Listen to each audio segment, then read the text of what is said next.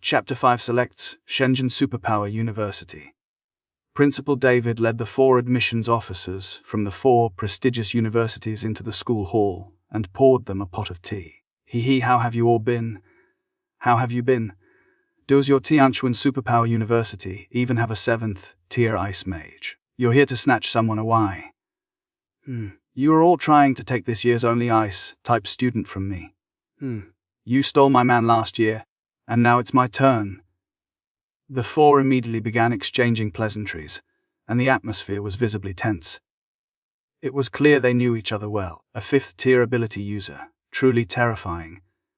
The 4 men remarked as they spoke. David, who had just woken up from his coma, still felt weak in his legs, which is why he had come to the school hall to wait for Ethan's arrival. This is Professor Daniel from Beijing University of Extraordinary Abilities. This is Professor Robert from Tianchuan University of Supernatural Abilities. And this is Ms. Jessica from Shanghai University of Superpowers. And lastly, this is Ms. Amanda from Shenzhen University of Supernatural Abilities. David introduced the 4 teachers one by one, moving from left to right. Hello, professors. Ethan gave a slight bow, a gesture that was both polite and understated. I'm sure you are all familiar with the 4 universities we represent, so let's skip the small talk. Let's get straight to the special admission requirements. I'll go first. Daniel from Beijing Superpower University spoke up. Beijing Superpower University is offering 3 million blue star coins, and all basic pills and potions for 4 years of university will be covered. The conditions set by the higher-ups were fixed, so it didn't matter who spoke first or last. Next was Robert, moving from left to right. Tianchuan Superpower University will provide 3 million blue star coins, plus a full set of D-grade equipment. Then it was Jessica's turn. She curved her red lips and announced, 4 million blue star coins, a custom-made C-grade weapon, and our school even has a 7th tier ice mage, custom-made Class C weapons. Your school certainly has the money.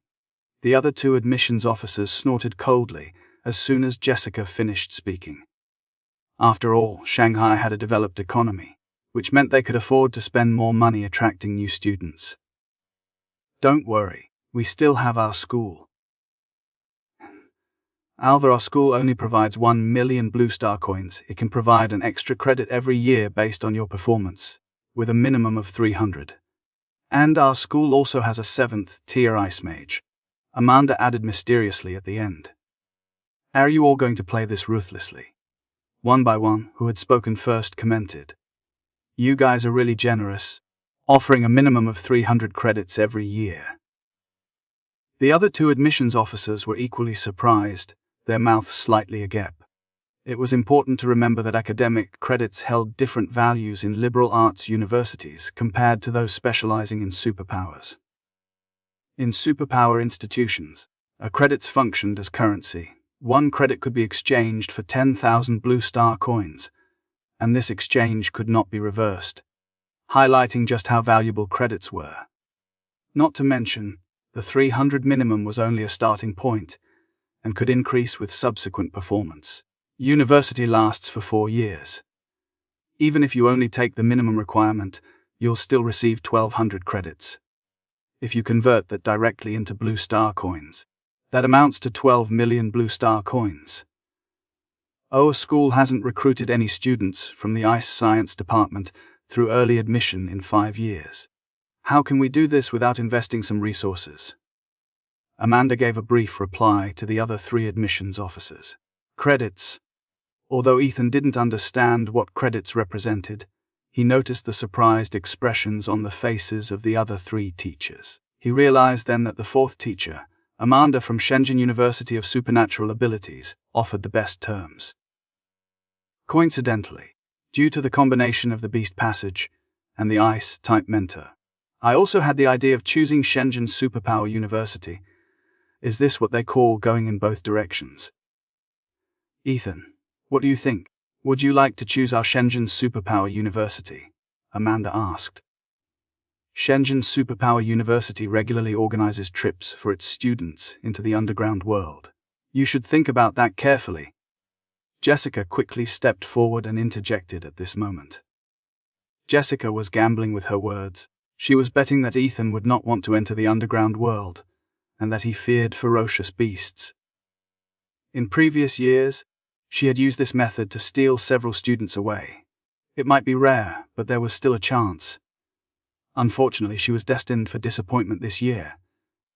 After all, who would have known that Ethan had awakened a system? Dear professors, my choice is Shenzhen Superpower University, Ethan said with particular seriousness. Amanda nodded slightly, casting an admiring glance at him. Ethan was quite enlightened. If he were just a coward who feared death, she could simply give up on recruiting this student. Ethan, I wish you a smooth journey in your cultivation. Now that Ethan had chosen a university, there was no need for them to make things difficult for themselves. With their blessings given, the other 3 teachers left first.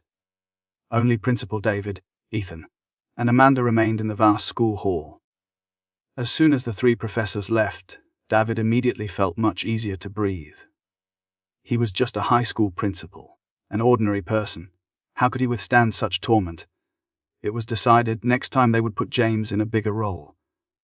Ethan, this is my contact information. Please add me first. Amanda took her phone out of her pocket, opened the QQ messaging interface, and showed him her QR code. Sorry, our school does not allow cell phones. Ethan gave an awkward smile. The awakening ceremony was of great significance to every student. Some schools allowed students to bring their phones to record this exciting moment, while others did not. Their school was one of the schools that prohibited mobile phones. Principal David, who had been standing nearby, suddenly focused his gaze and patted his head. This was bad. He truly never expected that his lousy school could produce a special admission student. He felt like crying but had no tears left to shed.